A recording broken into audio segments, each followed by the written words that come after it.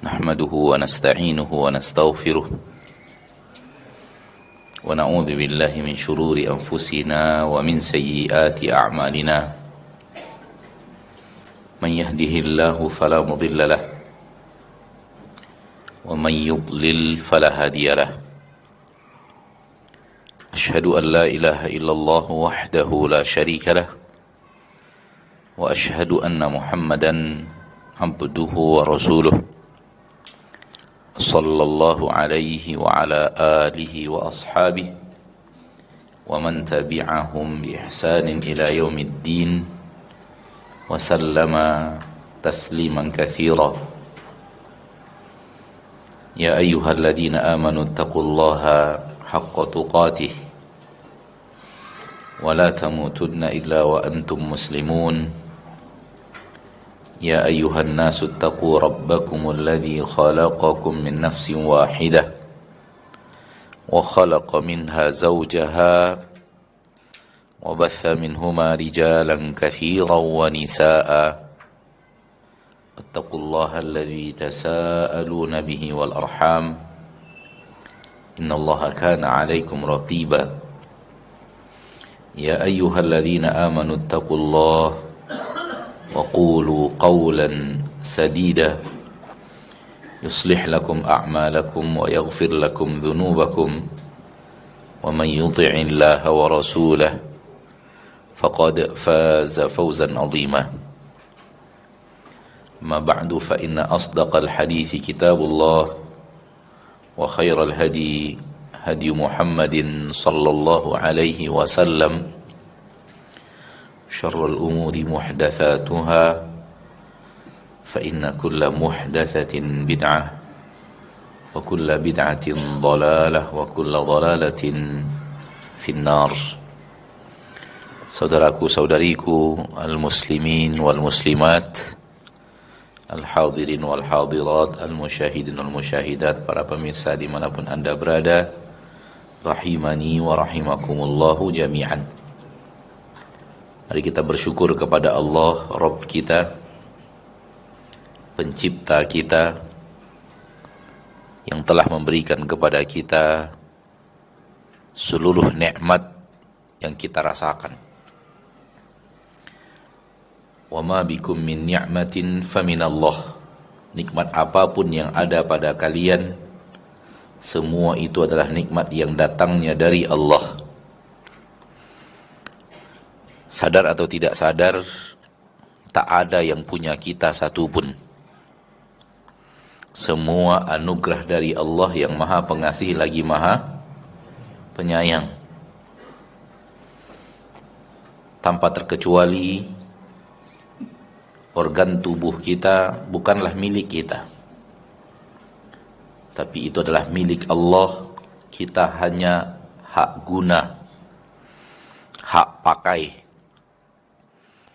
Pemilik sesungguhnya adalah Allah subhanahu wa ta'ala, Rabbul Izzati wal Jalalah.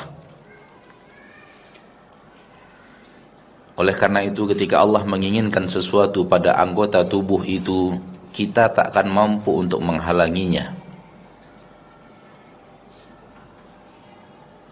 karena kita hanya memakainya. Pemilik sesungguhnya adalah Allah subhanahu wa ta'ala, Rabbul Izzati wal Jalalah. Demikian juga dengan alam semesta, langit dan bumi, dan apapun yang ada di dalamnya. Semua adalah milik Allah subhanahu wa ta'ala, Rabbul Izzati wal Jalalah. Tak ada yang milik manusia satupun. Yang menyadari bahwa semua ini milik Allah, akan mudah baginya untuk patuh dan taat kepada Allah. Namun manusia yang merasa ini milik dia, berat baginya untuk menjalankan ketaatan kepada Allah. Ketika akan berinfak, berasa itu harta milik dia, kenapa harus diberikan kepada orang lain? Namun ketika dia benar-benar merasakan ini milik Allah, yang Allah titipkan kepada aku, yang Allah amanahkan kepada aku, dan Allah yang memberikan amanah itu memerintahkan aku untuk menginfakkannya, maka ringan baginya untuk berinfak. Oleh karena itu berulang-ulang di dalam Al-Quran Allah mengingatkan kita, semua yang ada di langit dan semua yang ada di bumi milik Allah subhanahu wa ta'ala. Banyak sekali ayat di dalam Al-Quran mengatakan itu, lahu ma fis samawati wa ma fil ardh, milik Allah seluruh langit dan seluruh yang ada di langit dan seluruh yang ada di bumi. Lahu mulkus samawati wal ardh, milik Allah kerajaan langit dan bumi. Semoga kita hidup menjadi seorang hamba yang selalu merasakan bahwa kita dan semua yang kita miliki, bahkan alam semesta ini milik Allah, sehingga Allah mudahkan bagi kita ketaatan kepadanya. Dan sungguh ketaatan yang Allah wajibkan kepada kita sangatlah sedikit dibanding apa yang Allah tabaraka wa ta'ala berikan kepada kita. Kalaulah ada kita diberikan pekerjaan ringan dengan gaji yang sangat besar. Kalaulah ada kita diberikan pekerjaan yang sangat ringan dengan gaji yang sangat besar, maka kita akan takjub kepada kebaikan orang yang memberi gaji besar untuk pekerjaan ringan itu.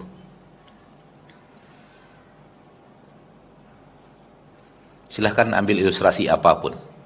Semisal menyiram bunga 5 kali sehari dan semalam, lalu diberi gaji 50 juta sebulan misalnya, atau 100 juta sebulan.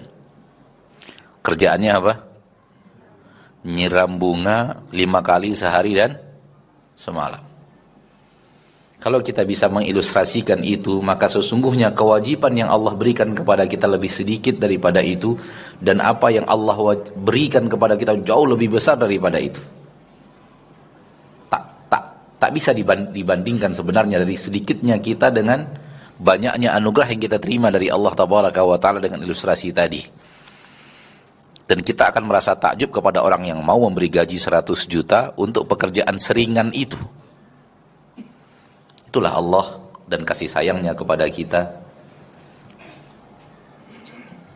Dan kalau pekerjaan itu kita lakukan dengan baik dan benar, pekerjaannya pekerjaan ringan, kita lakukan dengan baik dan benar, Allah janjikan lagi surga yang tak ada bandingnya dengan nikmat di dunia. Tak ada bandingnya dengan nikmat di dunia. Bayangkan, sudahlah pekerjaannya ringan, hanya nyiram bunga. Kalau dilakukan dengan baik dan benar, dijanjikan lagi sesuatu yang jauh lebih besar daripada gajinya itu. Kira-kira berhak enggak orang itu mengatakan, saya sudah siram bunga, mana janjimu yang sangat besar itu? Kira-kira berhak enggak? Secara manusiawi, logika manusia, berhak enggak manusia mengatakan, saya siram bunga 5 kali sehari dan semalam loh, mana janji besar itu? Misalnya dijanjikan istana besar dengan seluruh kenikmatannya, penuh pembantu, penuh emas di dalamnya. Berhak enggak orang yang cuma siram bunga 5 kali sehari dan semalam nagih janji itu? Tidak berhak sebenarnya secara logika. Kerjaan kamu terlalu kerdil untuk janji itu.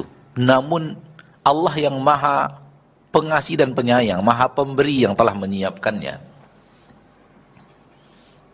Secara kepantasan, gak pantas. Terima gaji yang 100 juta dengan nyiram bunga aja gak pantas. Gak cocok antara yang dia terima dengan yang dia kerjakan. Kemudian ada janji besar lagi, istana dengan segala kemewahan yang ada di dalamnya, dengan segala pembantu, pelayan yang ada di dalamnya. Gak pantas. Oleh karena itu, Rasul mengatakan, orang tidak dapat surga karena amalnya. Karena amalnya itu gak pantas. Untuk nikmat sehebat itu gak cocok. Namun karena Allah pengasih dan penyayang memberikan.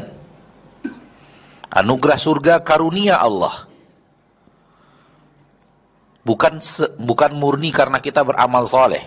Karena amal soleh kita sebenarnya dengan nikmat yang kita terima di dunia sudah terlalu jauh bedanya.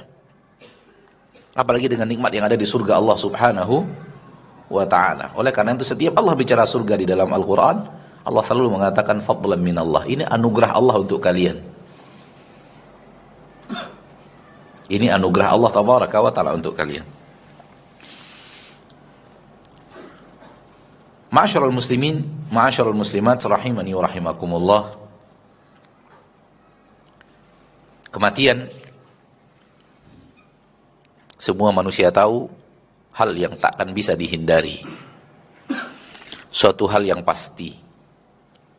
Bagaimanapun lari darinya, kematian itu pasti menghampirinya. Allah berfirman di dalam Al-Quran surah Al-Jumu'ah ayat ke-8, Qul innal mauta alladhi tafirruna minhu fa innahu mulaqikum. Katakanlah, sesungguhnya kematian yang kalian lari darinya, fa innahu mulaqikum.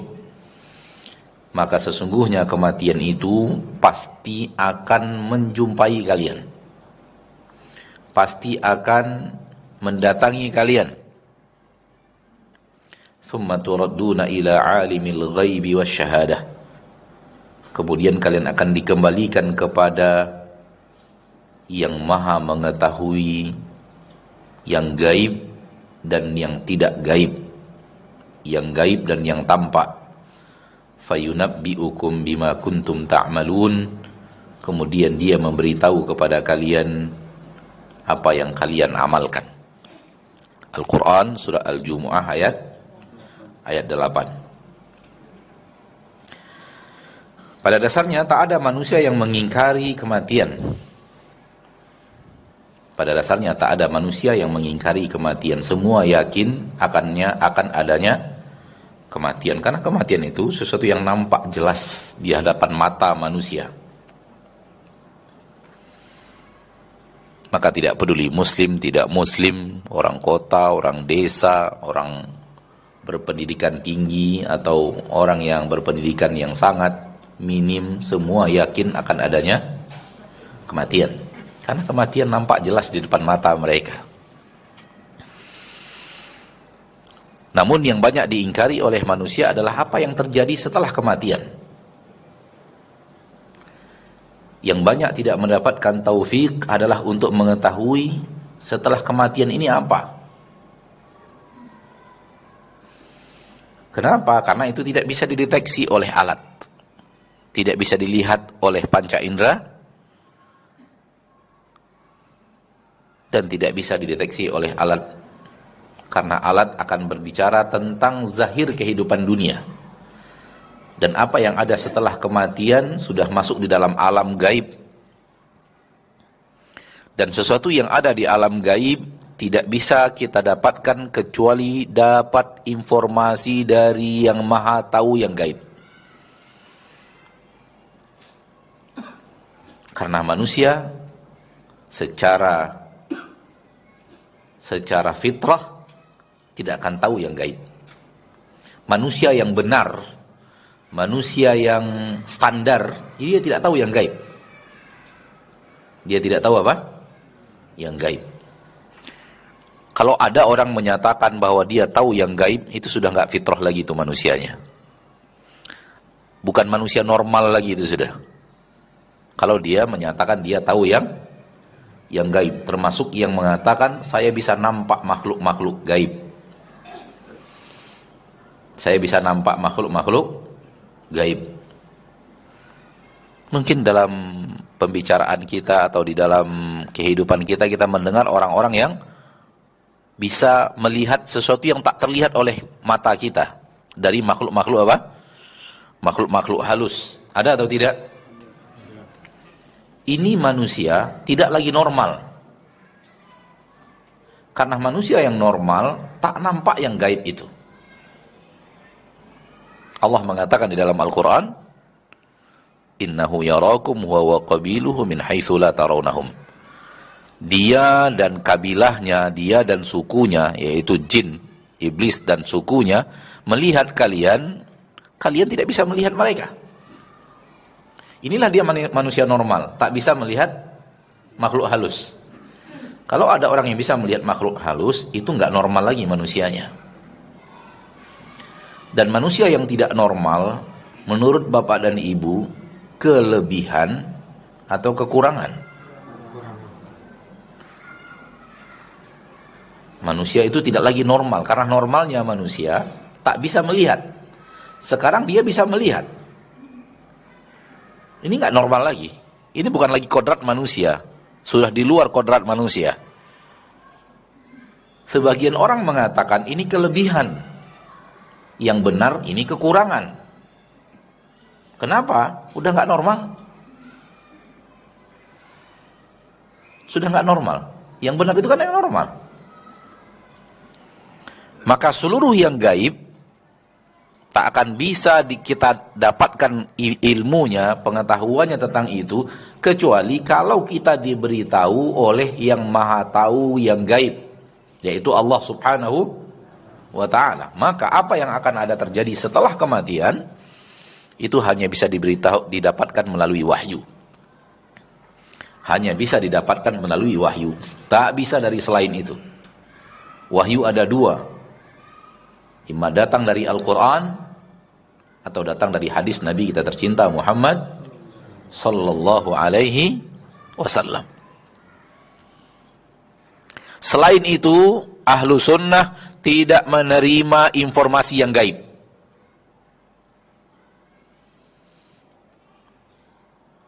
Camkan ini sebagai akidah kita yang paling kuat, akidah kita yang sangat kuat dan kokoh di dalam hati kita. Tanpa ada keterangan di dalam Al-Quran, tanpa ada keterangan dari hadis Nabi SAW, apapun tentang yang gaib saya tak terima. Kalau kita punya akidah ini, selamat dari banyak tipu muslihat manusia. Selamat dari berita-berita dusta. Selamat dari aksi tipu menipu yang dilakukan manusia kepada manusia lain. Kenapa dia tidak terima yang gaib? Cerita tentang yang gaib, apapun yang berhubungan dengan yang gaib dia tidak terima, kecuali ada di dalam Al-Quran dan ada di dalam hadis. Ini akidah kita. Jadi hindari sekali-kali percaya perkataan orang, sementara kita tidak tahu ada keterangannya di dalam Al-Quran dan keterangannya di dalam hadis Nabi SAW. Begini cara seorang yang akidah yang benar soal yang gaib.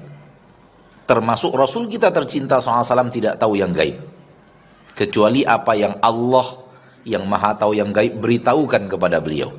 Ini akidah. Ini akidah. Dan ini keyakinan seluruh para sahabat. Bahkan keyakinan orang munafik di zaman Rasul, bahwa Nabi Rasul kita tercinta tidak tahu yang gaib. Termasuk orang munafikin di zaman Rasul meyakini Nabi Muhammad tidak tahu apa? Tidak tahu yang gaib. Oleh karena itu, mereka fitnah-fitnah Rasul kita tercinta. Mereka berani menebar kisah dusta. Berani menebar cerita bohong. Oleh karena itu mereka berani membuat aksi perencanaan pembunuhan. Sekiranya orang munafik meyakini bahwa Rasul tahu yang gaib, percuma mereka tebar fitnah. Percuma mereka buat aksi rencana pembunuhan. Muhammad tahu kok seluruh yang gaib.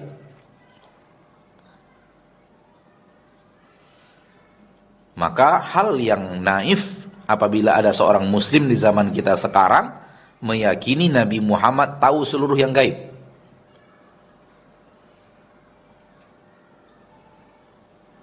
Nah, Bapak dan Ibu dimuliakan Allah, kita dimintakan untuk berbicara tentang perjalanan pasca kematian. Ada sebuah hadis Nabi yang sangat panjang. Rasul berbicara apa yang terjadi kepada ruh pasca wafat. Dan tentunya seperti yang kita katakan tadi, Ini sesuatu yang bisa kita terima secara ilmu karena datangnya dari Rasul kita tercinta Muhammad sallallahu alaihi wasallam. Dan Rasul ketika berbicara itu dapatkan keterangan dari Allah yang memberitahu kepada beliau. Bukan Rasul melihat langsung begini, tidak. Akan tetapi beliau mendapatkan wahyu dari Allah dan kemudian Rasulullah menyampaikan kepada kita apa yang beliau dapatkan dari wahyu itu. Bukan karena Rasulullah tahu yang gaib, namun apa yang Rasulullah sampaikan kepada kita tentang yang gaib beliau dapatkan dari Allah Subhanahu wa taala untuk disampaikan kepada kita. Maka satu-satunya sumber yaitu dari Allah yang mengetahui seluruh yang gaib. Bapak dan Ibu, hadisnya panjang. Dan di dalam hadis yang panjang ini Rasulullah bercerita tentang perjalanan ruh di awal-awal akan wafat. Apa yang terjadi ketika dia wafatkan atau dikeluarkan dari jasad, apa yang terjadi setelah itu, apa yang terjadi sampai dapat nikmat kubur atau dapat azab kubur. Ini akan kita bacakan pada kesempatan yang berbahagia ini dan kita ambil ilmu dan manfaat-manfaat darinya. Saya, Bapak dan Ibu yang dimuliakan Allah Tabaraka wa Ta'ala, membagi materi ini sebahagiannya orang mukmin, kemudian orang kafir. Orang mukmin, orang kafir. Sementara kalau kita baca hadisnya, Rasulullah bicara orang mukmin sampai selesai. Lalu Rasulullah bicara orang kafir sampai selesai. Namun pada kesempatan yang berbahagia ini kita bagi 3. Kita ambil bahagian orang mukmin, lalu kita pindahkan ke bahagian orang kafir. Lalu kita ambil bahagian orang mukmin, lalu kita pindahkan ke bahagian orang kafir. Namun yang ada di dalam hadis, Rasulullah bercerita tentang orang mukmin sampai selesai. Rasulullah kemudian bercerita tentang rohnya orang kafir sampai selesai. Namun kita pada majelis ini kita bagi 3, kisah panjang tentang orang mukmin pasca kematian, kisah panjang tentang orang kafir secara kematian kita bagi 3, kita pindah-pindahkan tentang mukmin kita ambil orang kafir dan seperti itu. Wallahu ta'ala alam, untuk melihat perbedaan yang terjadi pada orang kafir dan orang mukmin. Semoga Allah jauhkan kita daripada kekufuran. Hadis ini diriwayatkan oleh Imam Abu Dawud, Imam Nasai, Imam Ibnu Majah, Imam Ahmad dari seorang sahabat bernama Bara bin Azib radhiyallahu anhu wa ardahu. Berkata Bara bin Azib, kharajna ma'a Rasulillah sallallahu alaihi wasallam fi janazati rajulin minal ansar. Kami keluar bersama Nabi sallallahu alaihi wasallam dalam penyelenggaraan jenazah seorang lelaki dari Ansar. Jadi yang wafat adalah seorang lelaki daripada Ansar. Nabi dan para sahabat melakukan fardu kifayah, menyolatkan dan kemudian membawanya ke Baqi'. Fantahina ilal qabri walamma yulhad. Kami sampai ke kubur, sementara kubur itu belum dibuatkan lahat. Belum lagi dibuatkan lahat. Apa itu lahat? Lahat adalah lubang kecil di pinggir kuburan, di pinggir lubang kubur, dibuatkan lagi lubang kecil di pinggirnya. Itulah makna lahat. Jadi ketika penggali kubur menggali kubur sampai di dasar yang dia inginkan, di pinggirnya dia buatkan lagi lubang kecil untuk memasukkan jenazah. Itu dia lahat. Jadi lahat bukan liang kubur yang besar itu, tapi lahat adalah yang kecil, yang serong di sampingnya. Itulah dia lahat. Dan ini sunnah ketika menggali kubur. Jadi yang paling benar, yang paling sahih, yang paling sunnah adalah ketika sudah dibuatkan lubang kuburnya, dibuatkan lahat. di sampingnya. Di lahat itulah dimasukkan jenazah itu.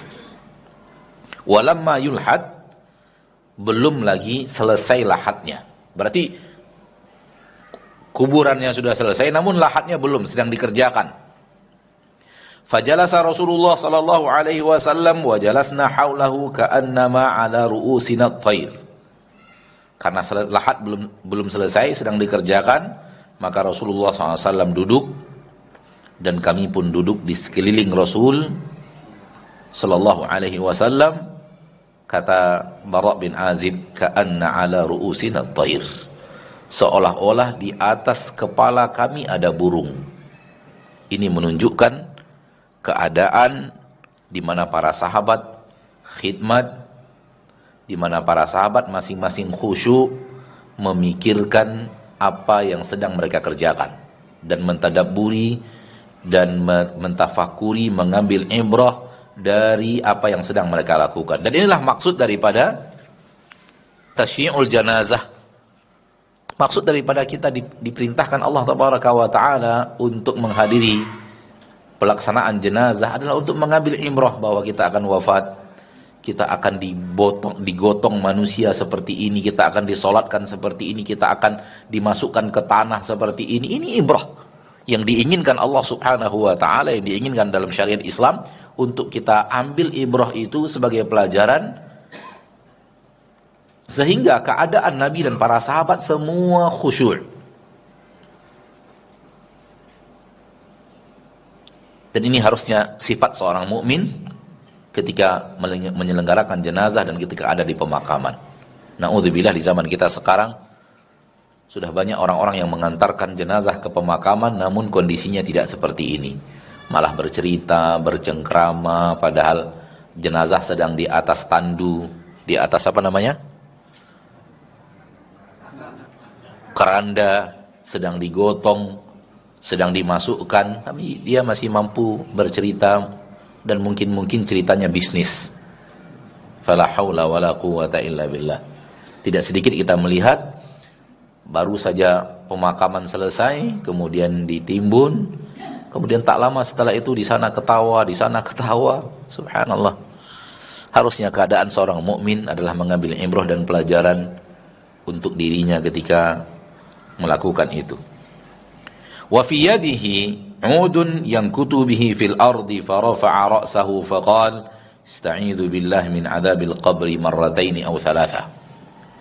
Di tangan Rasul kita tercinta SAW ada sebuah kayu dari ranting-ranting pohon. Rasulullah SAW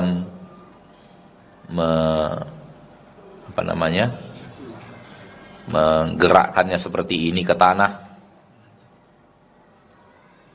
memukul-mukulkannya ke tanah, menancap melakukan seperti ini. Kemudian Rasulullah SAW mengangkat kepalanya dan berkata, ista'idzu billahi min adzabil qabri. Mohonlah perlindungan kepada Allah dari adab kubur. Mohonlah perlindungan kepada Allah dari adab kubur. Rasulullah ucapkan itu 2 kali atau 3 kali. Ini menunjukkan bahwa adab kubur hak, pasti adanya. Dan orang-orang yang mengingkari adanya nikmat kurban adab kubur mengingkari pernyataan Rasul kita tercinta sallallahu alaihi wasallam. Kemudian mulai Rasulullah SAW berbicara tentang perjalanan kematian. Innal abdal mu'min idza kana fi inqita'in minad dunya wa iqbalin minal akhirah. Seorang hamba yang mukmin apabila tiba saatnya putus dari dunia, habis masa dunia, wa iqbalin minal akhirah, apabila tiba saatnya untuk berangkat ke akhirat. Masih hidup hamba itu, belum sakratul maut, saat-saat ketika akan meninggalkan dunia dan masuk ke alam akhirat, nazala ilaihi minas sama'i malaikatun biyudul wujuh ka'anna wujuhahumus syams. Akan turun kepadanya dari langit malaikat-malaikat yang sangat banyak, wajah mereka putih bagaikan cahaya matahari. Bagaikan matahari, wajah mereka putih. Ma'ahum kafanun min akfaminil jannah. Malaikat-malaikat itu membawa kain kafan dari surga. Wa hanutun min hanutil jannah. Malaikat itu membawa parfum dari parfum-parfumnya surga. Hatta yajlisu ilaihi maddal basar. Malaikat-malaikat yang putih berwajah putih itu duduk sejauh mata memandang.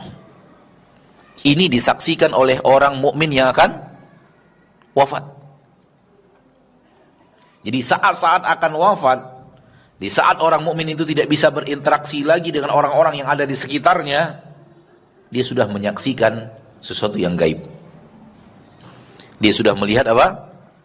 Malaikat. Dan malaikat itu yang banyak itu duduk di sekitar mayat orang yang akan meninggal dunia, belum lagi dia wafat, duduknya sejauh mata memandang. Subhanallah, berapa banyaknya malaikat itu.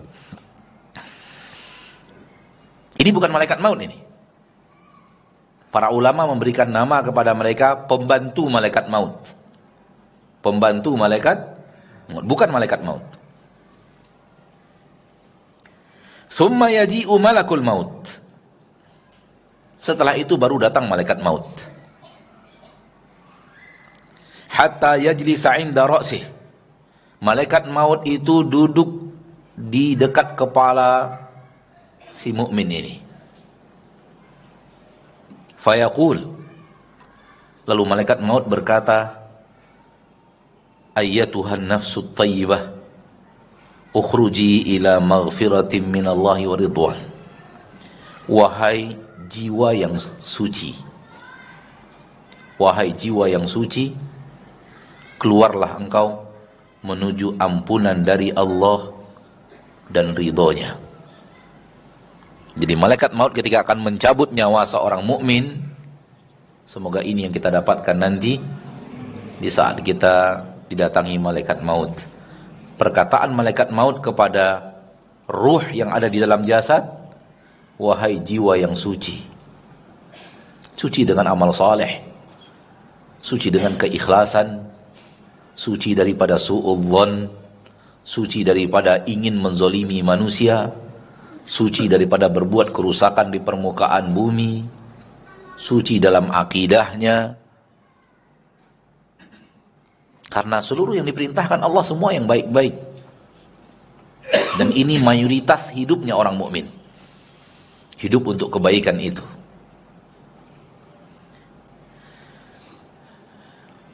Ukhruji ila maghfirati minallahi wa ridwan. Keluarlah wahai ruh yang suci menuju ampunan dari Rabbmu dan menuju ridho Allah. Mendengarkan itu, fatakhruju tasilu kama tasilul qatru min fissiqa. Maka keluarlah ruh itu mengalir bagaikan air mengalir dari mulut ceret. Gampang air mengalir dari mulut ceret, Pak? Gampang. Segampang itulah mengalirnya ruh dari jasad. Ketika ruh itu akan keluar dari jasad, mudahnya dia keluar dari jasad, semudah itu. Namun tetap sakit. Sehingga Nabi SAW memerintahkan kita untuk minta kepada Allah keringanan, meringankan ketika sakaratul maut. Itu dalam kondisi orang mukmin ruhnya keluar dari tubuh dalam keadaan semudah itu, segampang itu, tetap sakit. Maka kita disyariatkan oleh Nabi kita tercinta SAW minta kepada Allah diringankan di saat sakaratul maut. Dan Nabi mengatakan bahwa sakaratul maut itu memiliki rasa sakit. Padahal ruh itu mengalir dari jasad mudah sekali.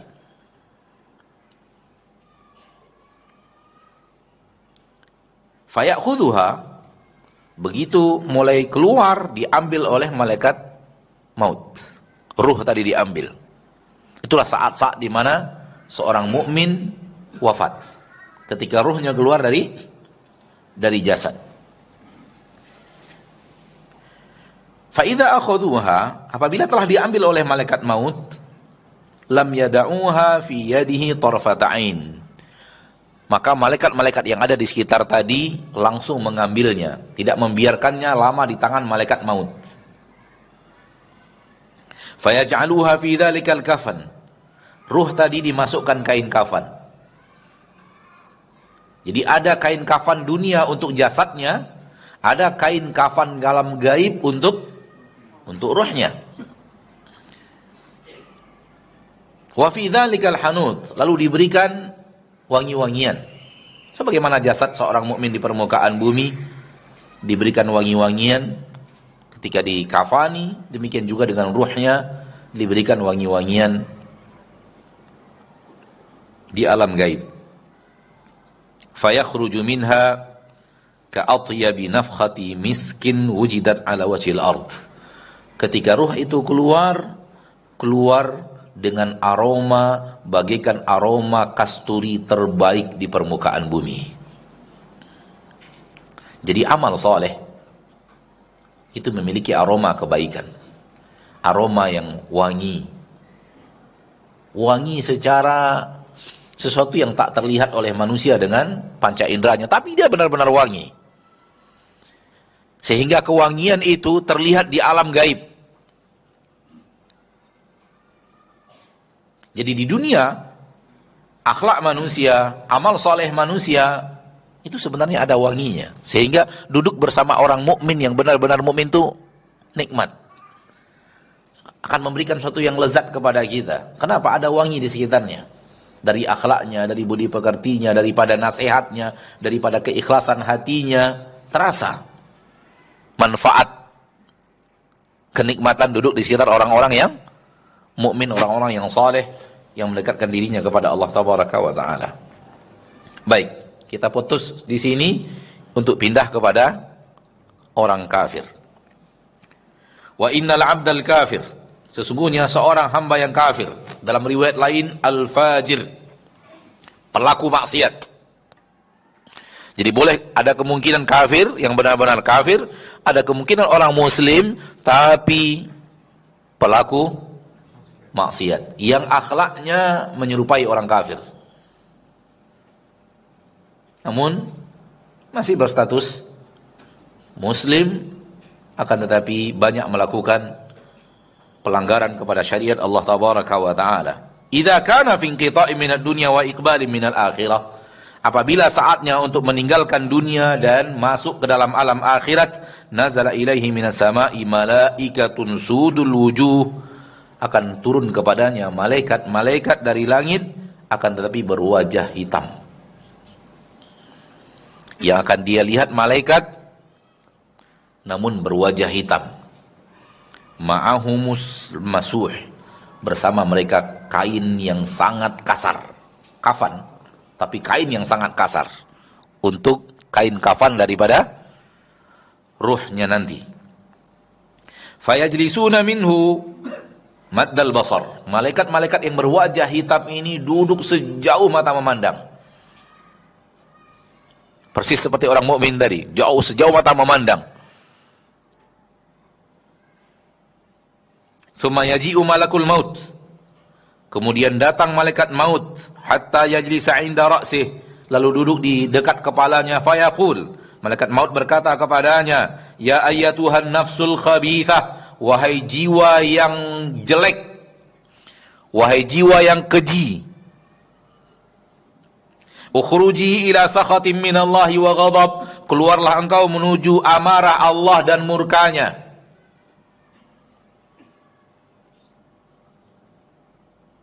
Na'udzubillahi min dzalik. Jadi dari awal sudah dapat kabar buruk, sementara orang mukmin dari awal sudah dapat kabar gembira. Malaikat mengatakan, keluarlah engkau wahai roh yang keji, roh yang busuk, menuju murka Allah, menuju amarah Allah dan murkanya. Ruh itu enggak mau keluar.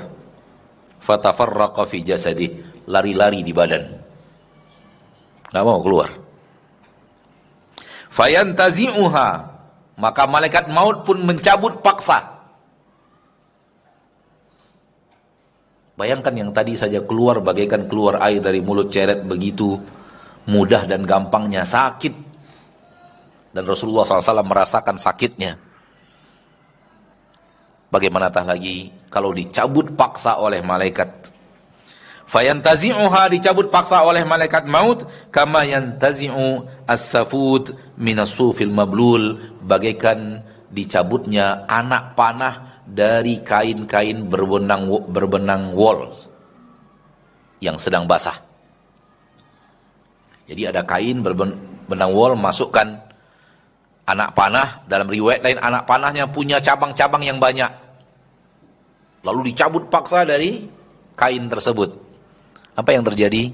Benang itu putus. Jadi urat-urat nadi di tubuh ini putus-putus disebabkan cabut paksa ruh itu oleh malaikat maut. Fayakhudhuha.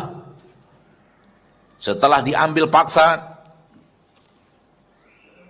fa idza akhadaha, apabila sudah diambil oleh malaikat maut, lam yad'uha fi yadihi tarfata 'ainin. Maka malaikat-malaikat berwajah hitam tadi tidak membiarkan lama di tangan malaikat, langsung diambil hatta yaj'aluha fi tilkal masuh. Lalu diletakkan di kain kasar tadi. Kain kafan untuk rohnya orang kafir atau rohnya orang yang fajir, pelaku maksiat. Dan tidak diberikan wangi-wangian apapun. Tidak diberikan wangi-wangian apapun. Mungkin jasadnya di dunia diberikan wangi-wangian, tapi ruhnya tidak diberikan wangi-wangian. Yakhruju minha ka'antani rihi jifatin wujidat ala dhahril ardh. Ketika ruh itu keluar dengan aroma bagaikan bangkai terbusuk di permukaan bumi. Bagaikan apa? Bangkai yang paling busuk di permukaan bumi. Semua bangkai busuk, tapi dipilihkan aroma bangkai terbusuk. Itulah ruhnya orang kafir atau ruhnya orang fajir. Na'udzubillahi min dzalik. Maka hidup di dekat orang kafir itu penuh dengan hal yang akan membuat kita menderita. Akhlaknya, perkataannya, kebiasaannya. Na'udzubillahi min dzalik. Pindah kepada orang mukmin.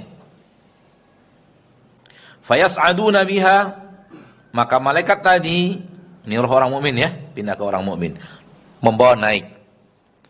Jadi di dunia ada iring-iringan jenazah. Kita menggotong jenazahnya di dalam kain kafan menuju pemakaman. Di alam gaib ada iring-iringan jenazah juga. Manusia di dunia dengan jasad zahirnya, malaikat di alam gaib dengan ruhnya. Malaikat ini pergi membawa ruh ini tadi. Dan malaikat yang banyak tadi mengiringi. Jadi ada iring-iringan jenazah. Karena manusia terbagi dari dua unsur zahir dan unsur batin, unsur jasad dan unsur ruh. Ada iring-iringan jenazah jasad, ada iring-iringan jenazah ruh.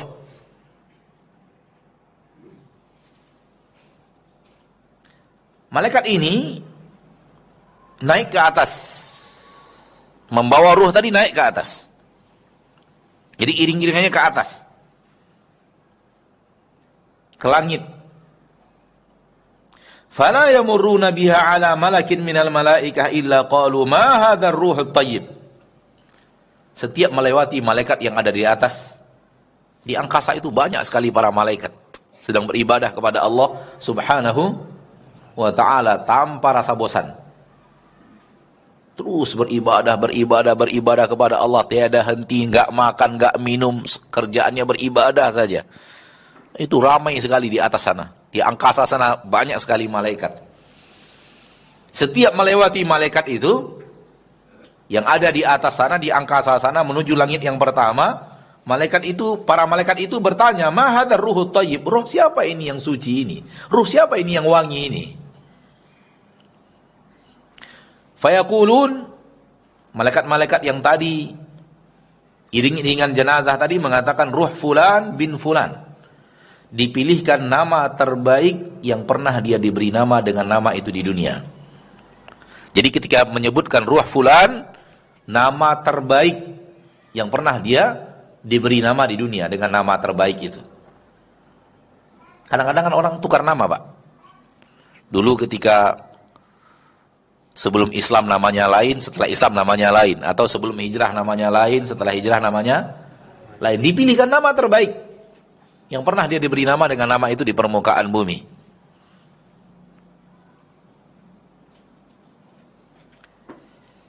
Sampai ke langit dunia. Hatta yantahu biha ila sama'i dunia. Iring-iringan jenazah ini bersama malaikat yang berwajah putih itu sampai ke langit dunia, langit yang paling dekat dengan dunia. Dan langit, Bapak dan Ibu kaum muslimin dan muslimat, memiliki wujud, memiliki fisik yang sangat keras dan memiliki pintu-pintu dan memiliki malaikat-malaikat penjaga pintu langit. Jadi pintu langit itu apa? Langit itu benda kasar, benda apa ya? Benda berwujud. Kita apa sih namanya yang seperti ini dalam bahasa Indonesia? Dinding ini apa namanya seperti ini? Benda padat. Barakallahu fiikum. Jadi langit itu benda padat. Dan ada 7 lapis. 1, 2, 3, 4, 5 tanpa tiang dari bawah penyangga, dan bangunannya kokoh, kuat, berpintu, dan ada malaikat-malaikat penjaga pintunya. Gak bisa ditembus, Pak. Hanya bisa diminta izinkan untuk dibukakan. Dan yang akan membukakannya adalah malaikat-malaikat yang kuat dan kuat, sangat kuat untuk membuka pintu-pintu langit. Oleh karena itu kalau kita membaca sejarah Isra Mi'rajnya Nabi seperti itu. Malaikat Jibril datang ke pintu langit, lalu kemudian minta bukakan kepada malaikat-malaikat penjaga pintu langit. Malaikat bertanya, siapa bersamamu wahai Jibril? Biasanya sendiri. Ini siapa bersamamu wahai Jibril? Muhammad. Awaqad bu'its? Sudah diutus Allah? Sudah jadi Rasul? Sudah. Dibukakan oleh para malaikat dengan izin Allah. Itu terus sampai langit yang ke-7. Jadi malaikat Jibril sendiri tidak membuka pintu langit, tapi minta dibukakan lalu dibukakan. Padahal kita tahu berapa kuatnya malaikat Jibril. Jadi terus iring-iringan jenazah yang membawa ruh orang mukmin ini sampai ke langit dunia. Langit yang pertama, fayastafti'una lahu fayuftahu lah. Lalu malaikat-malaikat tadi minta bukakan kepada malaikat penjaga pintu langit. Dan kemudian dapat izin dari Allah lalu dibukakan pintu itu. Nembus langit yang pertama. Jadi terjadi mi'raj. Ya. Tapi dalam alam ruh. Terjadi mi'raj tapi dalam alam ruh. Fayushayyi'uhu min kulli sama'in muqarrabuha ila as-sama'i allati taliha. Begitu sudah melampaui langit yang pertama, iring-iringan tadi ditambah lagi dengan malaikat-malaikat terbaik antara langit pertama dengan langit kedua. Malaikat terbaik ngumpul ikut melakukan iringan jenazah sampai ke langit yang berikutnya. Jadi bertambah jumlah iring-iringannya. Ditambah dengan malaikat-malaikat terbaik di langit yang pertama sampai langit yang kedua. Berkumpul malaikat melakukan iring-iringan jenazah itu dari langit pertama sampai langit yang kedua. Begitu seterusnya hatta yantahiya ila sama'i sabi'ah. Setelah melewati langit yang kedua, malaikat terbaik di antara langit kedua dan ketiga ikut mengiringi jenazahnya. Setelah melewati pintu langit yang ketiga, malaikat terbaik antara langit ketiga dan langit keempat mengiringi jenazahnya. Begitu terus sampai selesai langit yang ketujuh. Fayaqulullahu azza wa jal. Ketika itu Allah tabaraka wa ta'ala berfirman. Setelah sampai di langit yang ketujuh, Allah mengatakan, uktubu kitab abdi fi illiyin. Tuliskan catatan amal hambaku ini di illiyin. Illiyin adalah kumpulan kitab dari orang-orang saleh. Kumpulan catatan kitab orang-orang saleh. Dan kumpulan catatan kitab untuk orang-orang yang kafir dan yang fajir, sijin namanya. Adapun kumpulan kitab amal saleh dari orang-orang saleh letaknya di illiyin, di langit yang ketujuh.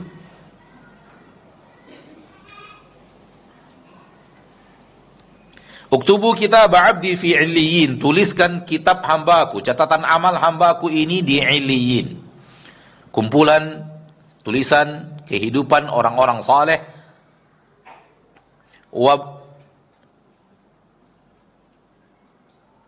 a'idu abdi ilal ardh, dan lalu kembalikan lagi hambaku ini ke bumi. Fa inni minha khalaqtuhum wa fiha u'iduhum wa minha ukhrijuhum taratan ukhra. Karena dari tanah itu mereka aku ciptakan, dan ke dalam tanah mereka akan aku kembalikan, dan dari tanah aku akan hidupkan, keluarkan mereka sekali lagi. Jadi kembalikan mereka ke tanah, karena aku telah berjanji, karena aku ciptakan mereka dari tanah yang ada di bumi itu, kemudian aku akan kembalikan mereka ke tanah, dan aku akan bangkitkan mereka lagi dari tanah itu.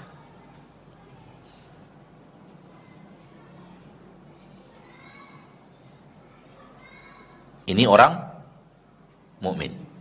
Apa yang terjadi pada orang kafir atau orang fajir? Fayas'aduna biha. Malaikat-malaikat berwajah hitam membawa ruh orang kafir atau orang fajir naik ke atas. Fala yamurruna biha ala malakin minal malaikati illa qalu. Malaikat-malaikat ini, dia bersama ruh nih orang kafir ini, tidak melewati malaikat yang ada di atas, melainkan malaikat itu bertanya, ma hadzal ruhul khabith. Roh siapa ini yang keji ini? Roh siapa ini yang busuk ini? Fayaqulun fulan bin fulan bi aqbahi asma'ihi allati kana yusamma biha fid dunya. Ruh fulan bin fulan, lalu dipilihkan nama yang terburuk yang dengannya dia pernah diberi nama di dunia. Jadi orang pernah nyebut dia nama terburuk apa, pakai nama itu disebut. Kadang-kadang ada orang namanya bagus sekali, tapi untuk gaul-gaulan namanya dirubah. Betul tidak? Dirubahnya namanya karena dia malu memakai nama Abdullah misalnya, lalu dirubahnya namanya, atau dirubahnya penyebutannya karena nggak cocok alam gaulnya dengan namanya yang seperti itu, nggak cocok, lalu dia berubah-ubah nama, pakai panggilan-panggilan, ya. Dipilihkan oleh malaikat nama terburuk yang pernah dia dipanggil dengan itu di permukaan bumi, tidak dipanggil dengan nama baiknya. Na'udzubillah, tsumma na'udzubillah min dzalik.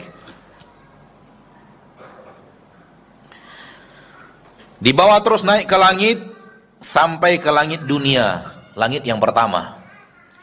Fayustaftahu lahu fala yuftahu lahu. Minta dibukakan pintu langit, namun tak dapat izin untuk dibukakan.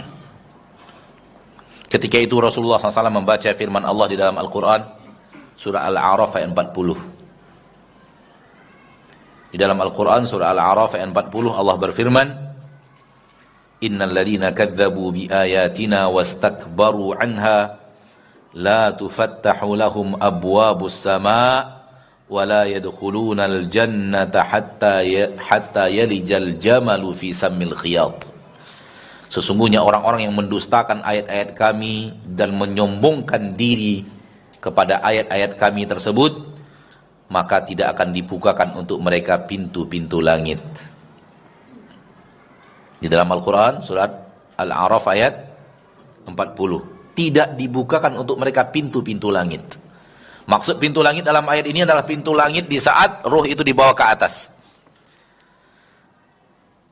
Kalau orang mukmin dibukakan untuk mereka pintu-pintu langit. Yang tidak sombong kepada Allah dan tidak sombong dalam kehidupannya dan mengikuti ayat Allah, dibukakan untuk mereka pintu langit. Sebagaimana ruh orang mukmin yang tadi telah kita bacakan, dibukakan pintu langit pertama, kedua, ketiga, sampai ke langit yang ketujuh dia. Namun bagi orang yang sombong, mendustakan, orang yang hidup di permukaan bumi, sombong dari ketaatan kepada Allah, membusungkan dada di permukaan bumi dengan kemaksiatan, maka Allah katakan la tufattahu lahum abwabus sama, tak akan dibukakan untuk mereka pintu-pintu langit. Di saat mereka mati, tak dibukakan pintu langit. Wala yadkhulunal jannah, dan mereka tidak masuk surga hatta yalijal jamalu fi sammil khiyat, sampai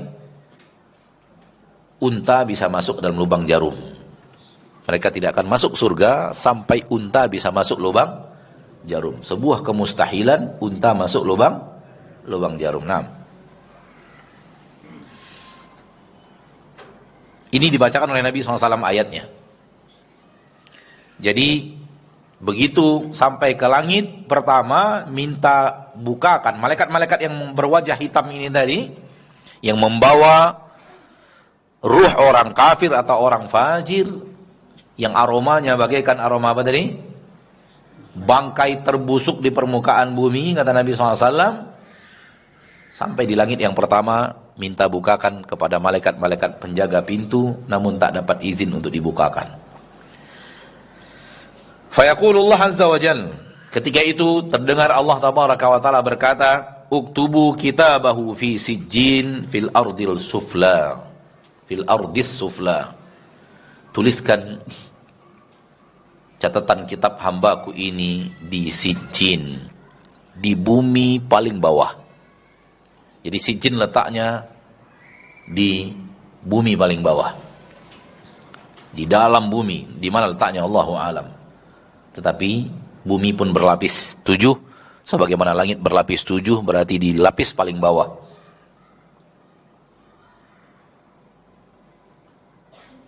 Qal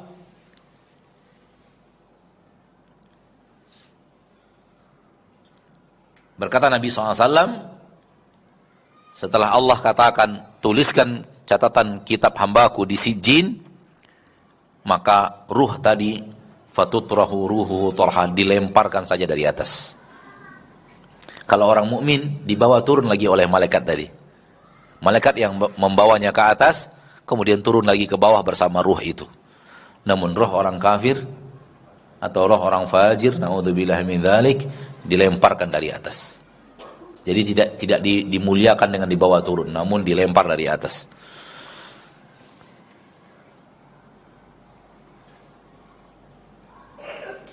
Kembali kepada orang mukmin.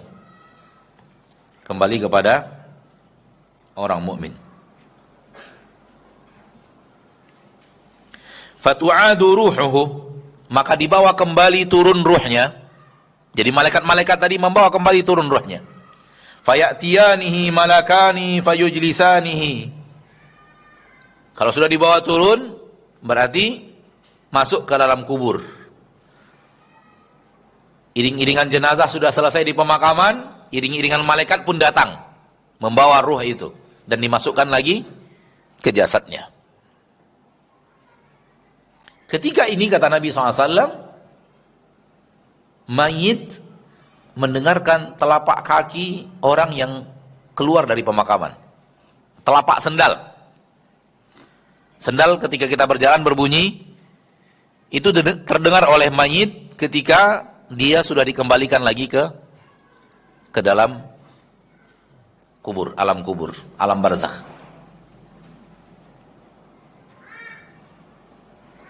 Jadi dia mulai hidup. Maka kematian itu hanya sebentar, Bapak. Bapak dan Ibu yang dimuliakan Allah, kematian ini sebentar. Mulai dari sakratul maut sampai orang-orang selesai dari pemakaman. Itulah dia kematian itu. Singkat. Setelah itu terjadi lagi kehidupan. Jadi mati itu hanya sebentar.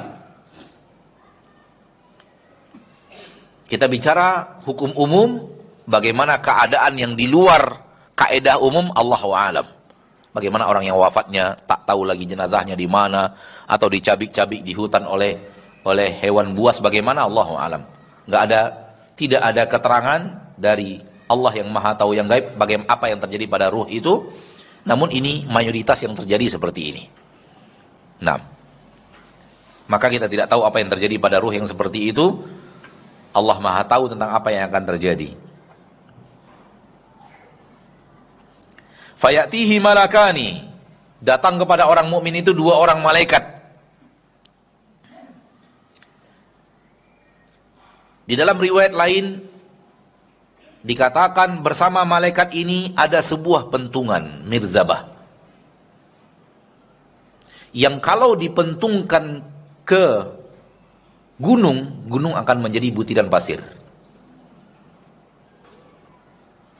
Begitu kuatnya pukulan malaikat dan begitu kuatnya besarnya pentungan itu. Kalau dipukulkan ke gunung, kata Nabi SAW, maka gunung yang besar itu akan berubah menjadi pasir.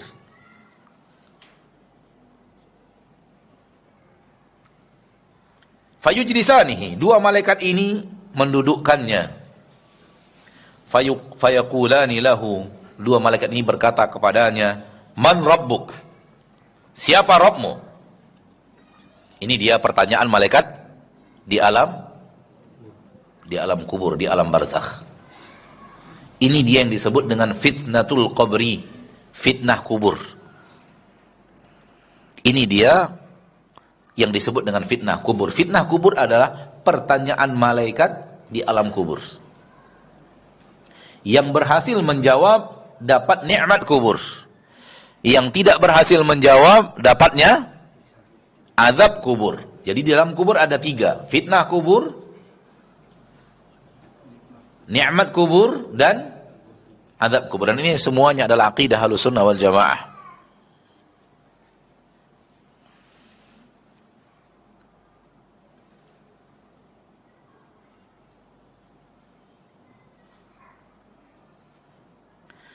Kedua malaikat bertanya, man rabbuk, siapa Rabbmu? Dan suara malaikat itu menggelegar, besar. Dan malaikatnya juga bertubuh besar. Sehingga orang mukmin ketakutan. Jangankan besar, suara menggelegar, bayangan putih melintas saja kita takut. Ada bayangan putih melintas gitu, takut nggak? Di dunia ada bayangan putih melintas gitu, atau naik ke atas. Apalagi malaikatnya jelas, nampak besar, suaranya menggelegar, bawa pentungan besar. Oleh karena itu, tak ada siapapun yang bisa menjawab karena mampu menjawab. Nggak ada satupun. Di alam barzakh, tak ada satupun yang bisa menjawab karena mampu menjawab. Nggak. Disinilah datang pertolongan Allah kepada seorang hamba yang mukmin. Allah bantu dia untuk lisannya bisa menjawab. Allah berfirman di dalam Al-Quran, yuthabbitullahu alladhina amanu bil qawli tsabiti fil hayatid dunya wa fil akhirah. Allah kuatkan orang-orang yang beriman dengan perkataan yang kuat di dunia dan di akhirat. Makna dunia, dia bertahan di atas agamanya ini, bertahan di atas beribadat kepada Allah tabaraka wa ta'ala, menjadikan Rasulullah SAW sebagai suri tauladan. Di akhirat, maksudnya di alam kubur, dia bisa menjawab pertanyaan malaikat. Siapa yang menguatkannya? Allah. Allah yang menguatkan di dunia dan di akhirat. Artinya apa? Kalau tidak Allah berikan taufik kepada kita di dunia ini, sulit untuk bisa menjadi hamba yang patuh dan taat kepada Allah. Dan kalau tidak di akhirat, tidak Allah kuatkan kita dengan pertolongannya, maka tak akan sanggup kita menjawab pertanyaan. Pada dasarnya kita semua tahu jawabannya. Pertanyaannya ya 3, gampang. Man rabbuk, ma dinuk, wa man nabiyuk. Siapa Rabbmu, apa agamamu, dan siapa nabimu? Atau dalam riwayat lain, siapa yang lelaki yang diutus kepada kalian? Pertanyaan 3, dan kita tahu jawabannya, tapi kita tidak bisa menjawab dengan kemampuan kita. Oleh karena itu, tak ada gunanya ketika jenazah sudah dimakamkan, lalu dikatakan, wahai fulan, nanti kalau ada malaikat bertanya, man rabbuk, jawabannya adalah, jawab Rabbi adalah, Rabbi Allah. Ada orang yang melakukan itu di sini? Masih nyontek ujian. Masuk ke alam gaib masih nyontek ujian. Diajarkan jawabannya supaya tahu bagaimana. Enggak bisa. Karena jawaban itu taufik dari Allah, tasbit dari Allah. Allah yang menguatkannya. Karena kita dalam kondisi sangat takut, nama kita aja kita nggak ingat. Lihat manusia di permukaan bumi ketika dia bersangatan takutnya. Ditanya orang siapa namanya, bingung dia jawab. Itu kondisi di dunia, apalagi di akhirat. Apalagi di alam barzakh, bertemu dengan malaikat. Maka tidak akan sanggup manusia untuk menjawab karena lisannya. Kalau sanggup dengan lisan, banyak orang selamat. Semua murni taufik dari Allah Subhanahu wa ta'ala. Malaikat itu bertanya, suara malaikat itu menggelegar, "Man rabbuk?" Siapa Rabbmu? Fayaqul, hamba itu berkata, hamba mukmin berkata, "Rabbi Allah." Rabbku adalah Allah, atas taufik dari Allah. Allah yang menguatkannya untuk bisa menjawab.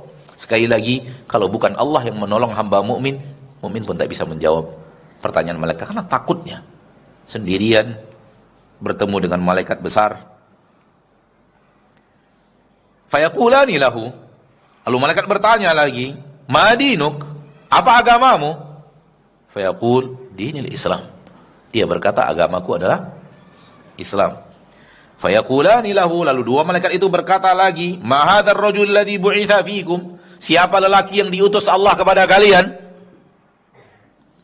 Fayaqul, dia berkata, "Huwa Muhammad Rasulullah sallallahu alaihi wasallam." Dia adalah Muhammad Rasulullah sallallahu alaihi wasallam. Fayaqulani lahu, lalu malaikat bertanya lagi, "Wa ma ilmuk?" Lalu bagaimana dengan dirimu? Apa yang kau ketahui dan apa yang kau lakukan? Fayaqul, dia berkata, "Qara'tu kitab Allah." Aku membaca kitabullah, fa amantu bihi wa saddaqt. Aku beriman kepada kitabullah dan aku membenarkannya dengan amalan-amalanku. Fayunadi munadin minas sama. Ketika itu terdengar suara dari langit. Ada yang menyeru, yaitu Allah. An sadaqa abdi. Hambaku telah jujur. Hambaku telah jujur. Fa'afrishuhu minal jannah. Buatkan untuknya alas tidur dari surga. Buatkan untuknya, datangkan untuknya alas tidur, datangnya dari surga. Maka saudara-saudari kita kaum muslimin dan muslimat yang sudah meninggal dunia dari keluarga-keluarga kita, ayah kita, ibu kita, yang kita berharap mereka, berharap ya, pasti tidak, tapi berharap mereka mendapatkan nikmat kubur. Mereka tidur lebih nyaman daripada kita. Alas tidur mereka dari surga. Kita datang ke pemakaman, lalu membayangkan orang tua kita itu sedang terbaring di tanah dan di pasir. Akhirnya sedih, nangis, gitu ya. Banyak orang seperti itu. Di sini ibu saya terbujur di pasir, di tanah, di dalam. Mereka tidur dalam alas terbuat yang datang dari surga. Nah, lebih nikmat tempat tidurnya dibanding tempat tidur kita di permukaan bumi. Karena alas tidurnya didatangkan dari surga. Wa albisuhu minal jannah, berikan kepadanya pakaian dari surga. Waftahu lahu baban ilal jannah, bukakan dari kuburnya pintu ke surga. Jadi alas tidurnya dari surga, pakaian yang dipakai dari surga, ada pintu terbuka mengarah ke surga. Apa yang terjadi? Fayatihi min rauhiha wa tibiha. Masuk ke dalam kubur tersebut aroma wangi surga. Dan masuk ke dalam kubur tersebut cuaca nyamannya surga. Surga itu cuacanya sangat nyaman sekali. Kondisi tidak panas dan tidak dingin. Sehingga berada pada suhu yang sangat nyaman. Itu masuk ke dalam kubur. Aroma-aroma wangi surga masuk dalam kubur. Wa yufsahu lahu fi qabrihi madda basarih. Lalu dilapangkan kuburnya sejauh mata memandang. Semoga Allah berikan ini kepada kita. Kemudian wa ya'tihi rajulun hasanul wajhi, hasanul thiyab, tayyibur rih. Setelah dia dapatkan alas kubur, alas tidur dari surga, pakaian dari surga, pintu terbuka mengarah ke surga, masuk aroma wangi surga, masuk suasana nyaman, suhu nyamannya surga ke dalam kuburnya, dan kuburnya dilapangkan, didatangkan kepadanya seorang lelaki berwajah bagus, tampan. Untuk laki-laki tentu laki-laki, untuk wanita tentu wanita. Pakaiannya pun bagus dan aromanya wangi. Fayaqul, dia berkata, "Abshir billadhi yasurruk." Lelaki yang berwajah ganteng, berpakaian indah, aromanya wangi itu berkata kepadanya, "Bergembiralah engkau dengan sesuatu yang akan membuat engkau bahagia. Fayaqul, maka dia berkata kepada lelaki tersebut, maaf, berbahagialah engkau dengan sesuatu yang akan membuat engkau gembira, ini adalah hari yang telah dijanjikan kepadamu. Lalu dia berkata, man ant? Engkau siapa? Fawajhuka alwajhu alladhi yaji'u bil khair. Wajahmu saja sudah wajah yang mendatangkan kebaikan. Siapa kamu sebenarnya? Fayaqul, dia berkata, ana amaluka salih. Saya adalah amalmu yang saleh. Seperti yang tadi kita katakan, amal manusia di dunia pada dasarnya membawa kebaikan, beraroma wangi, dan akan Allah wujudkan itu di alam kubur. Fayaqul, ketika itu dia berkata, Rabbi aqimis sa'ah, Rabbi aqimis sa'ah. Wahai Rabbku, cepatkan datang hari kiamat. Ya Allah, cepatkan datang hari kiamat. Kenapa? Dia akan ada nikmat yang lebih besar menantinya. Kembali kepada orang kafir atau fajir, orang kafir atau pelaku maksiat. Na'udzubillah min dzalik. Fatu'adu ruhuhu fi jasadi. Setelah tadi rohnya dilempar saja dari atas, lalu terjun roh itu tanpa diiringi sampai lagi ke jasadnya. Wa ya'tihi malakani, datang kepadanya dua malaikat besar, sangar, suaranya besar menggelegar, fayajlisanih, lalu kedua malaikat itu mendudukkannya dan berkata kepadanya, man rabbuk? Siapa Rabbmu? Dengan suara yang keras, menggelegar. Fayaqul, ketika itu dia berkata, aku tidak tahu. Orang bengong. Bengong dan takut. Tidak tahu. Ini jawaban mereka. Fayaqulani lahu. Malaikat bertanya lagi, ma dinuk? Apa agamamu? Fayaqul, dia mengatakan, enggak tahu. Enggak tahu nih agamanya apa. Fayaqulani lahu, ma hadzal rajul alladhi bu'itsa fiikum? Dua malaikat bertanya lagi, siapa lelaki yang diutus kepada kalian? Dia berkata, tidak tahu. Itu yang terjadi. Tak sanggup menjawab fitnah kubur. Fayunadi munadin minas sama, maka terdengar seruan dari langit. Allah tabaraka wa taala berfirman, an kadzaba abdi, hambaku telah mendustakan. Fa afrishuhu minan nar, buatkan untuknya alas tidur dari neraka.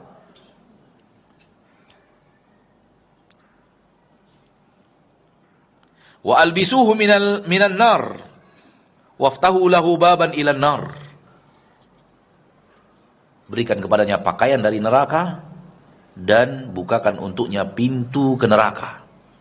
Jadi bukakan pintu namun arahnya ke neraka. Fayatihi min harriha wa samumiha, datang masuk ke dalam kubur itu panasnya neraka dan racun-racun neraka. Wa yudayyaqu alaihi qabruh hatta takhtalifa alaihi adla'u, lalu disempitkan kuburnya sampai tulang belulangnya berantakan. Sampai tulang belulangnya berantakan.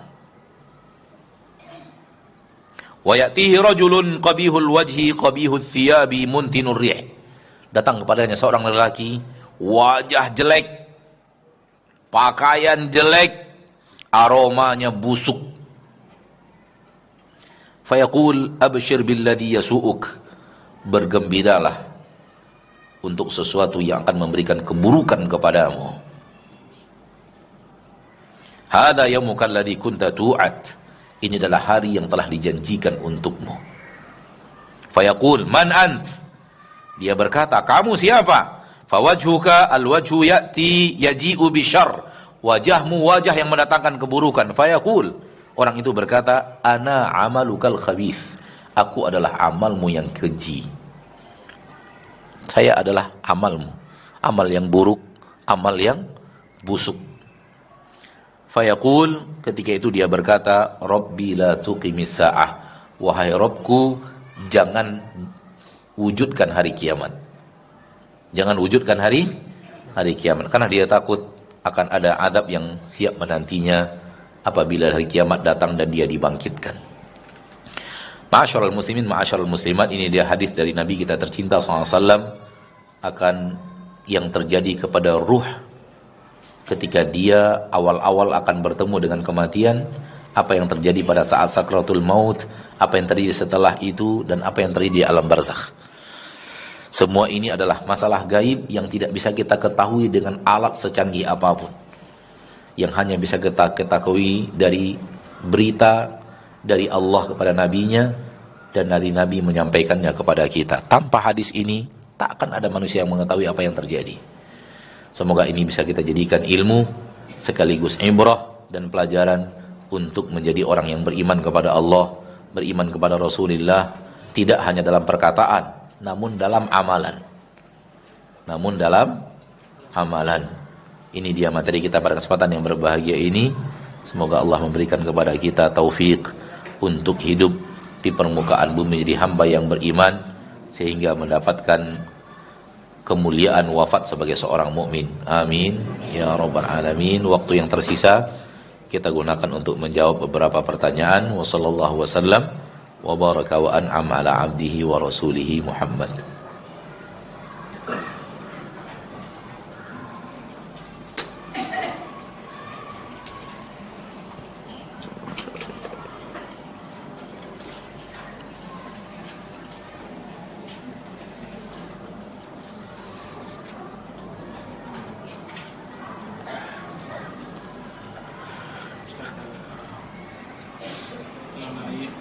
Jasad yang di dalam kubur ini, apakah benar si mayit ini mengetahui kondisi di luar kubur? Jadi kalau misalnya ada keluarganya berbuat kebaikan atau keburukan, apakah dia mengetahui kondisi? Baik.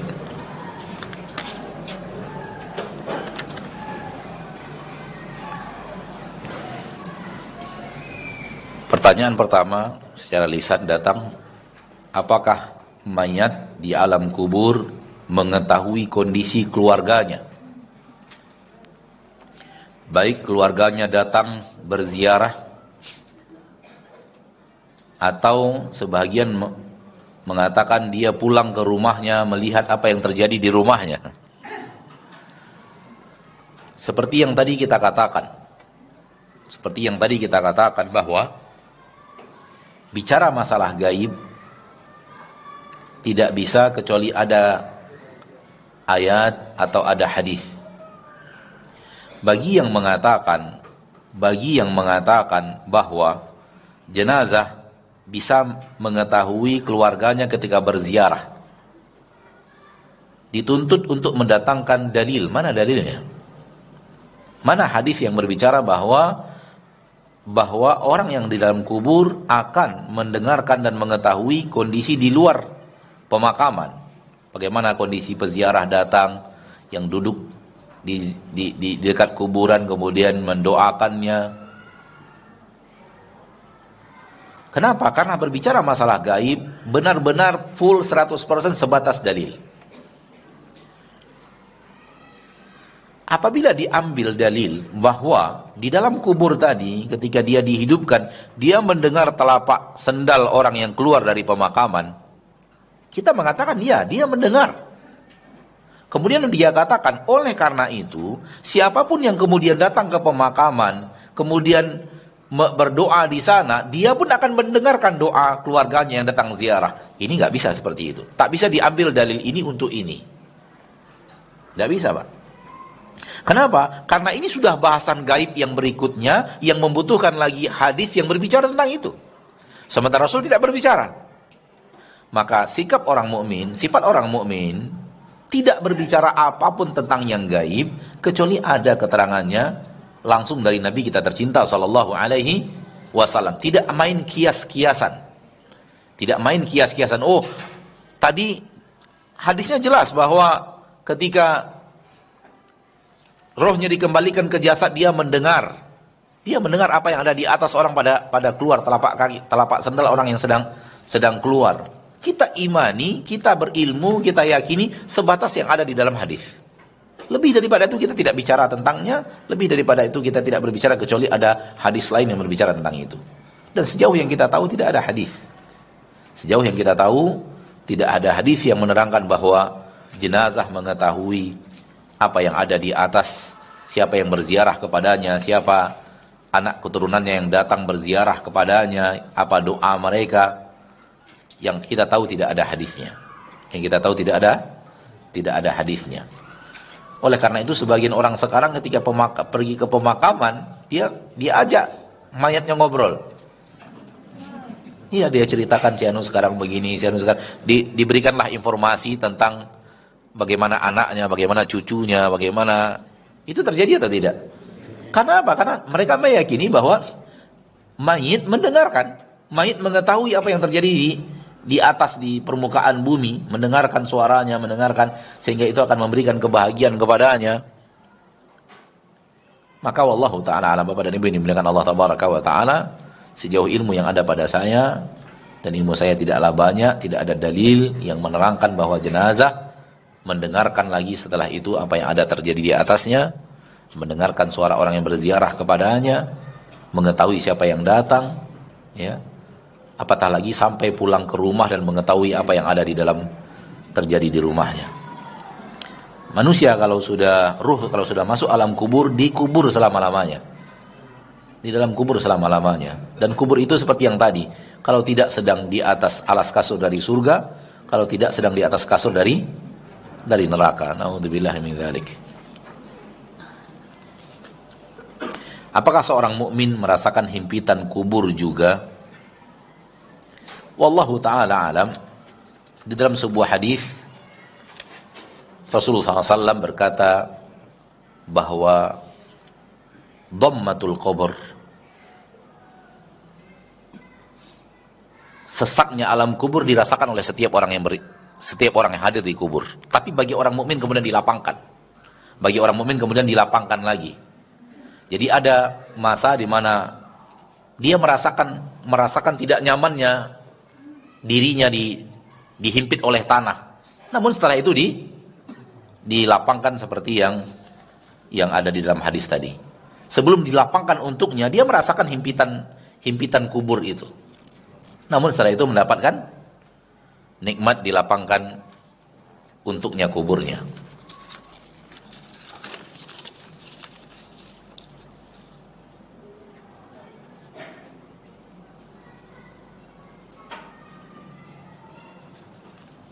Apakah mungkin seseorang yang lulus fitnah kubur dan mendapatkan nikmat kubur gagal dihisab pada hari kiamat? Jadi di fitnah kubur sukses, ketika dihisab gagal. Wallahu ta'ala alam, ilmu yang kita ketahui, barang siapa yang mendapatkan kebaikan di alam kubur akan mendapatkan kebaikan setelahnya. Barang siapa yang mendapatkan keburukan di alam kubur, maka setelahnya lebih buruk. Itu perkataan Utsman bin Affan radhiyallahu taala an. Dan para sahabat tidak akan berbicara alam gaib kecuali datang dari Nabi kita tercinta sallallahu alaihi wasallam. Utsman mengatakan, "Innal qabra awwalu manzilin min manazilil akhirah." Kubur adalah awal perjalanan akhirat. Barang siapa yang selamat, maka setelahnya lebih mudah baginya. Barang siapa yang tidak, maka setelahnya lebih berat baginya. Ini perkataan Utsman bin Affan radhiyallahu taala an. Dan perkataan seorang sahabat tentang alam gaib dinisbatkan kepada Rasul kita tercinta Muhammad sallallahu alaihi wasallam. Ini yang kita tahu, ini ilmu yang kita ketahui sampai di sini, wallahu alam.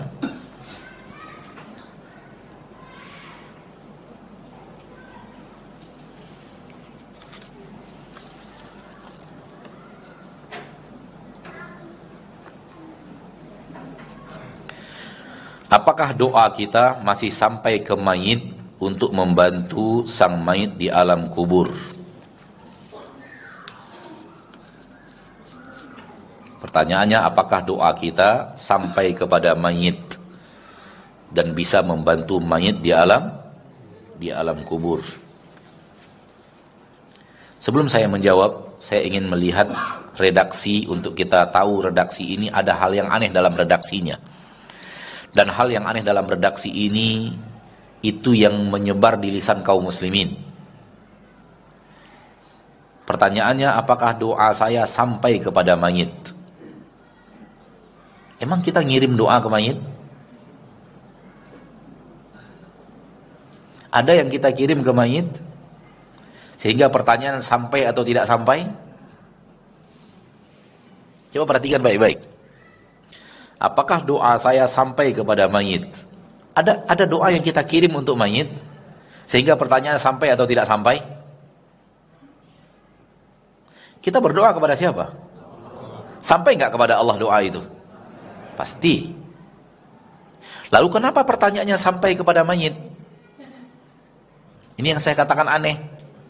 Ada redaksi yang aneh, dan redaksi yang aneh ini menyebar di lisan kaum muslimin. Beda dengan orang yang membaca Al-Quran, lalu diniatkan Al-Quran itu dikirim kepada jenazah. Pahalanya untuk si mayit. Berarti dia benar-benar mengirim pahalanya untuk si mayit. Boleh dia bertanya, sampai enggak ini kepada mayit? Karena dia memang ngirim pahala. Paham enggak? Kan ada orang sekarang sengaja baca Al-Quran, dia niatkan pahalanya dikirim untuk yang mayit. Pahala membaca Al-Qurannya untuk si mayit, bukan untuk dia. Dan itu tidak benar. Kita tidak bicara benar atau tidak benar. Kalau tidak benar atau tidak benar amalannya. Namun memang ada niat mengirimkan pahala untuk mayit. Wajar dia bertanya sampai atau tidak sampai. Karena memang ada kiriman. Sekarang kita berdoa. Berdoanya kepada siapa? Kenapa pertanyaannya sampai kepada mayit? Kalau berdoa kepada Allah, pertanyaannya sampai enggak kepada Allah? Karena berdoanya kepada Allah. Kalau seandainya kita berbicara kepada mayit, lalu pertanyaannya boleh, sampai nggak kepada mayit suara saya? Itu boleh. Secara redaksi pertanyaan, saya mengatakan secara redaksi pertanyaan, ada yang aneh. Kita berdoanya kepada Allah, pertanyaannya kepada mayit sampai enggak? Loh, arahnya Allah, pertanyaannya kok sampai ke mayit? Maka siapapun yang berdoa kepada Allah, akan sampai kepada Allah doanya itu. Karena Allah mendengarkan seluruh doa. Di dalam doa tersebut kita minta agar Allah meringankan beban, atau agar Allah melapangkan kubur, agar Allah memaafkan dosa dan kesalahan, karena semua manusia yang wafat pasti berdosa, pasti bersalah. Pertanyaan yang benar adalah, apakah bermanfaat untuk mayit doa tersebut? Pertama, kita yang berdoa dapat pahala. Kita sebagai anak yang mendoakan orang tua telah berbakti. Sehingga itu kebaikan pertama untuk kita. Sekiranya doa kita ini diterima oleh Allah, bermanfaat untuk mayit. Sekiranya doa kita ini diterima oleh Allah, maka bermanfaat untuk mayit. Bagaimana? Allahu a'lam. Bagaimananya? Allahu a'lam. Namun kalau doa kita diterima oleh Allah Tabaraka wa Ta'ala, maka akan bermanfaat untuk mayit. Karena doa yang kita mintakan kepada Allah, Allah kabulkan. Ini yang benar, wallahu a'lam.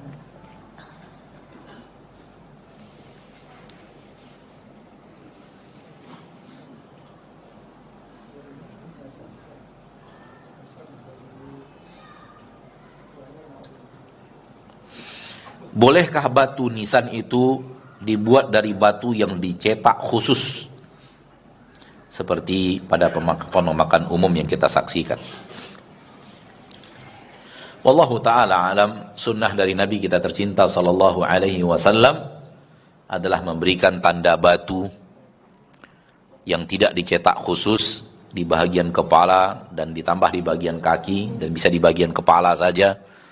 Kemudian kuburan tidak dibuatkan sesuatu di atasnya daripada hal yang berbentuk semen dan yang semisalnya, seperti sekarang di keramik, atau dibuatkan sesuatu yang lebih daripada itu.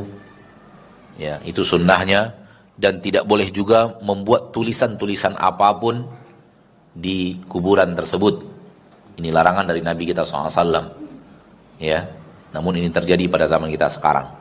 Maka afdolnya adalah cari batu dan jadikan itu sebagai tanda untuk kuburan tersebut. Wallahu ta'ala alam bisawab. Habis pertanyaan di tangan saya. Sampai di sini pertemuan kita pada kesempatan yang berbahagia ini.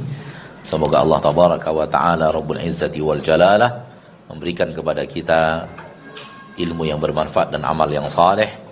Dan kita berdoa semoga Allah yang menyatukan jasad kita di permukaan bumi ini, semoga semua kita diberikan Allah husnul khatimah. Semoga ketika kita wafat nanti yang kita dengarkan dari malaikat maut adalah kalimat, ya ayyatuhan nafsut tayyibah ukhruji ila maghfirati minallahi wa ridwan. Wahai jiwa yang suci, keluarlah engkau menuju ampunan dari Rabbmu dan menuju ridho Rabbmu. Semoga Allah tabaraka wa ta'ala memberikan kepada kita tathbit, dikuatkannya kita untuk mampu menjawab pertanyaan dua malaikat nanti di alam barzakh.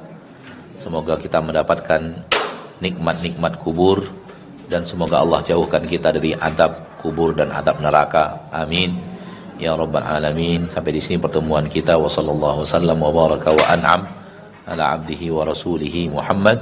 Subhanakallahumma wa bihamdika asyhadu an la ilaha illa anta astaghfiruka wa atubu ilaik. Walhamdulillahi rabbil alamin. Wassalamualaikum warahmatullahi wabarakatuh.